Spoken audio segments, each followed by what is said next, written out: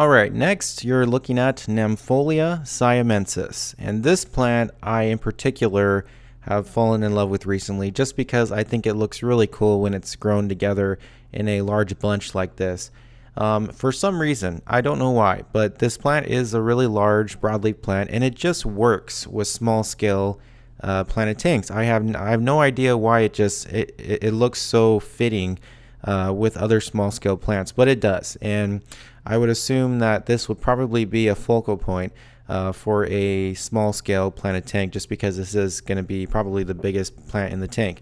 But like I said, it's weird because it's a bigger plant, but it does go well with medium to small scale planted tanks. So I'd recommend it for that. It is a very healthy plant. Doesn't really require CO2 to grow. I've grown it without CO2 before, and it's grown perfectly fine.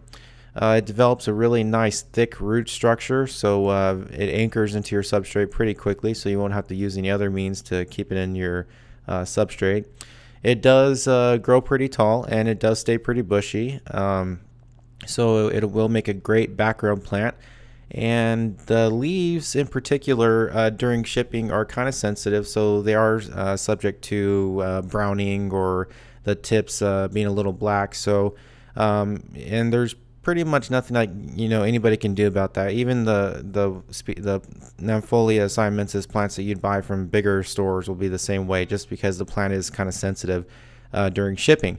So you can expect that the tips, some of the tips on the leaves will be a little bit brown or a little bit black, but it doesn't impact the plant in any way. As long as the stem is okay, it'll develop a nice root structure and grow just fine in your tank. But this plant is more along the lines of on the sensitive side as far as temperature, and that's mainly what attributes to the black or brown tips during shipping, is just the temperature changes within the box.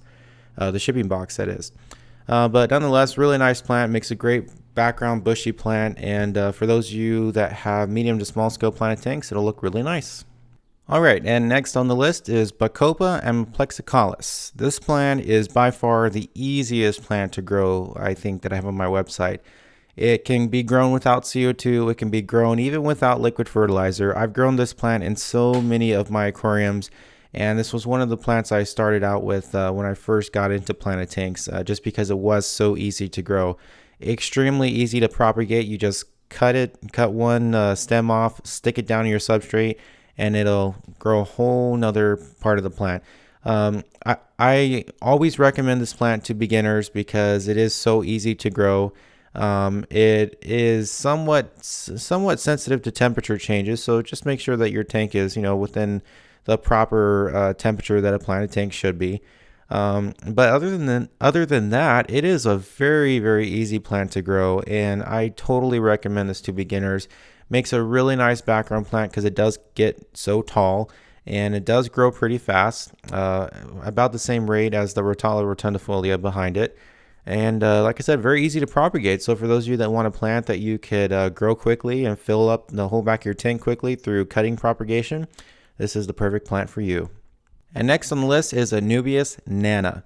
I in particular love this plant because it grows well without CO2, and just like the Bacopa was one of the plants I first started out with when I got into planted tanks. I grew Anubias plants in my aquariums without CO2, without liquid fertilizer, and with really, really poor lighting, and they still grew perfectly fine and fast at that matter, for that matter. I love this plant because it goes very well, with other foreground plants. Not really dense carpeting plants like pearlweed or baby tears, but it does go well with carpeting plants of its own caliber, similar size to it for example, as far as like the size of the leaves and things like that. And another cool thing is it does actually produce a bloom looking type thing. I don't know if you've ever seen those flowers that have a really tall yellow cylindrical or cone looking thing within them, and it's just a white flower around it, but it looks similar to that. I'll see if I can post a picture on it, but it looks very similar to that, and it looks actually really cool underwater. It's kind of hard to believe that a plant can actually bloom underwater, but Anubias nana really does, and it looks beautiful when it does. The roots on the Anubias nana prefer not to be pushed into the substrate. The Anubias nana is best grown not pushed into the substrate, or I would actually prefer that people plant it connected to driftwood, or just just a little bit above the substrate. Some roots may dig into the substrate to anchor the plant, but it does grow better with the roots exposed. I've learned as I've grown this plant throughout the years that I've owned aquariums. But a very easy plant to grow, does not really require CO2, does not require good lighting, does not require liquid fertilizer. It does, however, it is kind of sensitive to high lighting. I noticed that it does begin to melt in high lighting, so if you have a highlight tank, you might want to place this plant in a really dim section of your tank. Like if you have driftwood or rock, you might want to place that underneath that where it's kind of shady, just because it is kind of sensitive to light. But nonetheless, a really nice plant and another really great plant for beginners.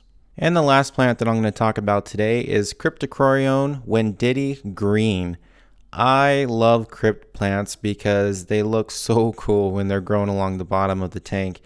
They pretty much will fit in great with a bunch of different aquascapes, and to date, till this day, I haven't found a aquascape that I've done that where cryptocoryones don't look good. So I recommend them to pretty much everybody for large scale, small scale, medium scale tanks, whatever. I just think they look cool in every single type of tank. Crypts are very easy to grow. They don't really require CO2. They don't really require liquid fertilizer actually either.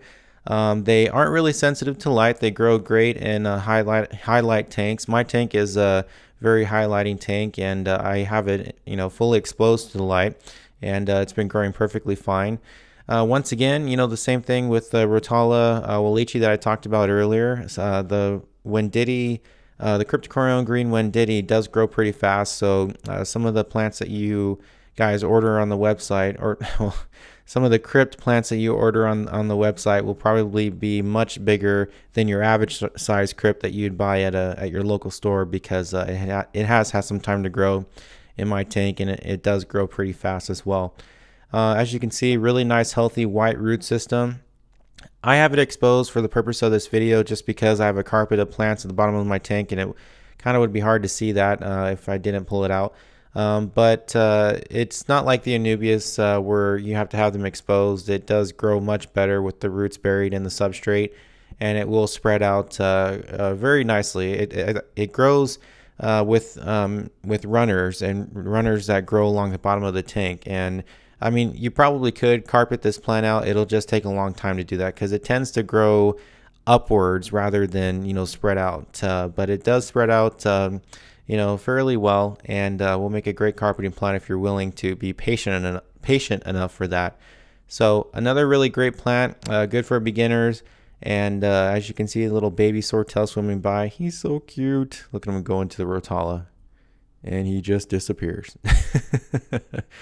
My swordtail did actually give birth to several babies, some of them larger than the others, and it just looks so cool in my tank. So thank you guys so much for watching this video. I really appreciate it. Thank you to each and every one of you that has placed orders on my website so far. It really means a lot to me, and I thank you so much for your support of jacobsaquarium.com. And for those of you that would like to buy some of these plants from me, my website is, like I just mentioned, jacobsaquarium.com. And if you go to the top portion of the website and click on aquarium plants, there will be a drop down menu where you can select from a wide variety of plants that I have available on my website. Stay tuned everybody, because I'll be moving the 80-gallon upstairs, and I'll be setting that up and growing some plants in there, and I'll be filming all the things that I'll be doing with that tank. So lots of really great videos coming up, and thank you for watching this video in particular. I really appreciate it. Thank you for all the subscriptions. I can't believe I passed 13,000 subscribers. It's just crazy. Thank you guys so much. I really appreciate it. I hope you guys have a great day. Thanks for watching. Have fun with your tanks, and I will see you next time.